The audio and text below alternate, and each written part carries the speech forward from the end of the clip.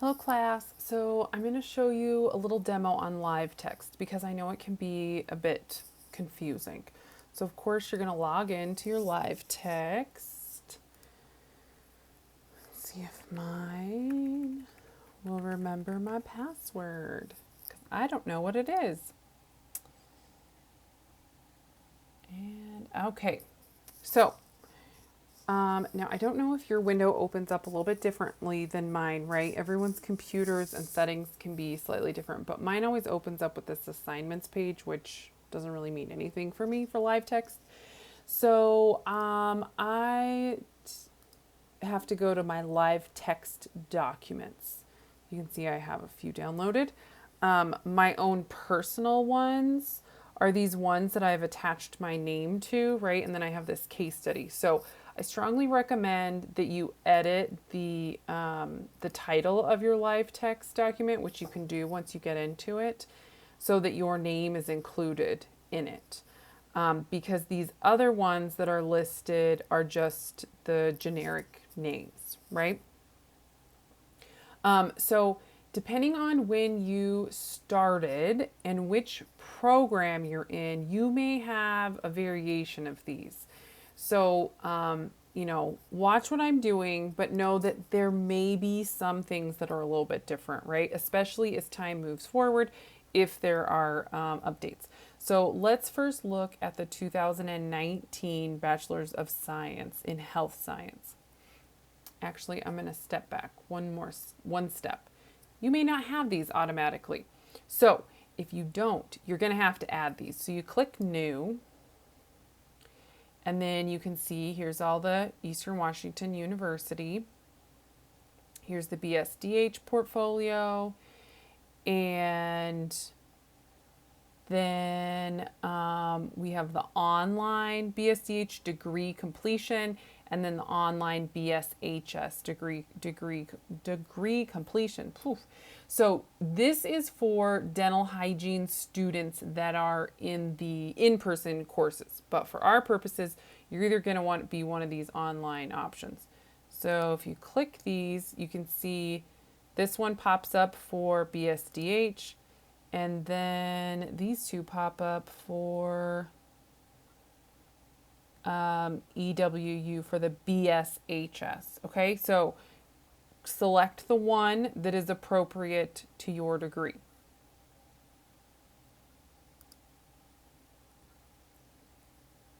All right, and you can see when these were modified and things, but you can see how it has all these different areas, okay? So we're going to go back to Livetext docs because I have some of these downloaded already. So we're going to go into the BSHS one first. So this is where I was telling you you can edit your title. So I do recommend, that you edit yours and make it the appropriate year for yourself. Now, the portfolio directions page, this is going to be at the beginning of both of them, whether you're BSDH or BSHS. This is very important. Okay, so make sure that you read these. It gives you full directions on how to do all of this, and then it gives you these points. You need to make sure, now you're not going to do 1, 2, 3, 4, but you need to make sure that in your narratives that all of these reflective points are hit, right? That you're hitting all of these. And then you've got a little more detail on that. All right, so the directions page, very important. I would keep that so that you always have it for each semester as you move forward. Now, as you can see, we have some different areas. Now, if you click down, then you can see how it's broken up into each of your different courses. So you're going to go through these, you're going to find, the course that we're currently working on and any other courses that you're taking this semester. Locate them in here. You can see how it has the number after that, and you're going to add that information where it belongs. So you're going to see if I can find one. I probably scrolled past it already.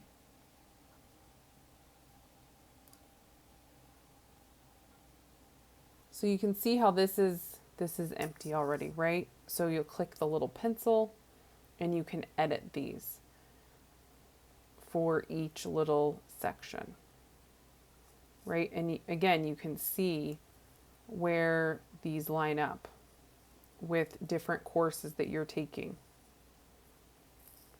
Now, this is a work in progress. You're not going to finish this all this semester. You're only going to fill in the areas that belong to each class. So, if it doesn't like me, we're going to go to Canvas then.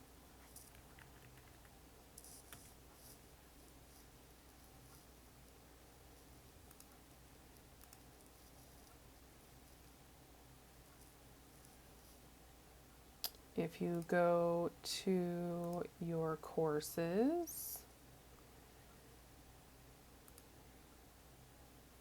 go to assignments here.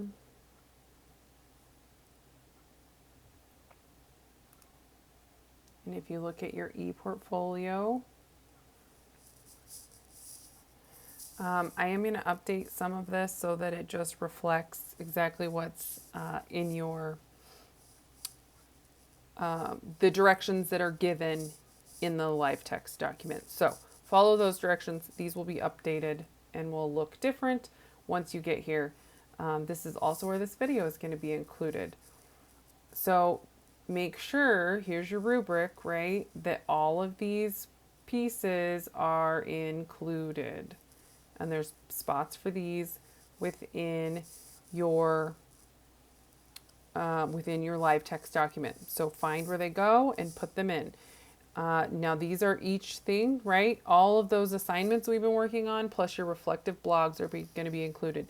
Then professionalism and reflective narrative are points as a whole across that. Okay. Now I am going to show you too. So whenever I do reviews, you're going to share your document. Sorry, let me back up again. We'll open up this BSDH1. Show. Whenever you're going to send these for review, right? Because I am in here. I pop up, you click me, you click submit for review, and that sends it to me. Now, I will find you, see, look, there you are, or me, there's me, that I just shared with myself. And when I open this up, then I can add comments in specific areas, general comments.